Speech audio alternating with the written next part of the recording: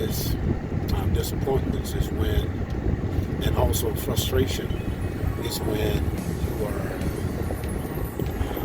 underappreciated or not understood.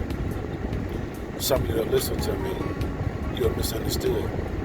And this is why you become upset and you're angry oftentimes, because it seems like when you try to have a conversation with someone, they can't understand or you can't engage on the same level. And so because of that, you feel alone.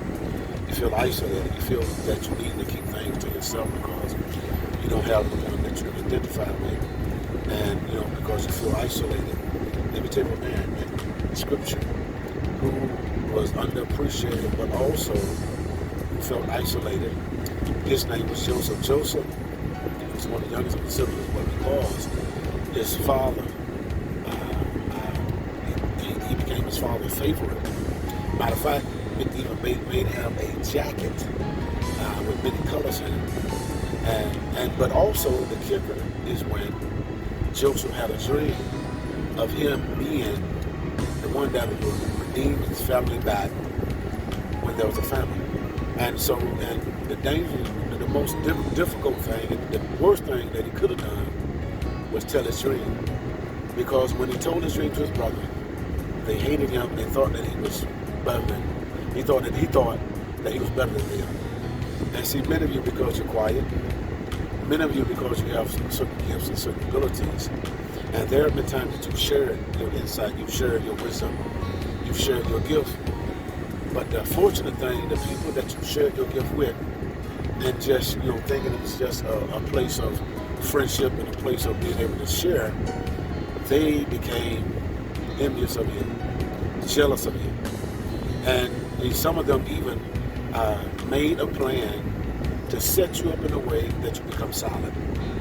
And this is the very thing that Joseph's own brothers did, or attempted to do, was to silence him. But the thing about it, even in them trying to silence him, what it did, it put him in prison. It put him in the king's castle. But while he was in the king's castle, he went through some changes, but in the end, he became the king's number one man in charge, where he was able to control what came in the city and control who was blessed and who wasn't blessed. And so many of you, you're different. You feel unappreciated. You feel weird. You feel so many things, but don't fight being different. Don't fight being peculiar, because when you're peculiar, that means that God's hand is in your life, because the scripture says that we are a holy nation, a peculiar people, a royal priesthood that should show forth the praises of Him who's brought us out of darkness and into His marvelous light. And so, see, in your different, in your peculiarness, there's a light that needs to shine. See, because when you're different, that means that the world is going to see you because you're shining different. And so don't be like everybody else, but be like God.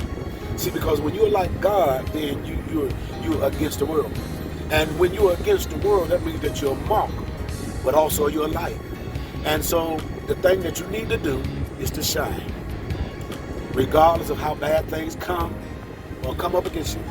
No matter how bad it might seem, or it might even seem like God hadn't spoke, or certain things hadn't come to pass yet, and you feel all alone, but still shine. Still shine, because when you follow after obedience, God is going to reward you, and great recompense will be your reward as a believer. And so shine. Is that all right? In the mighty name of Jesus.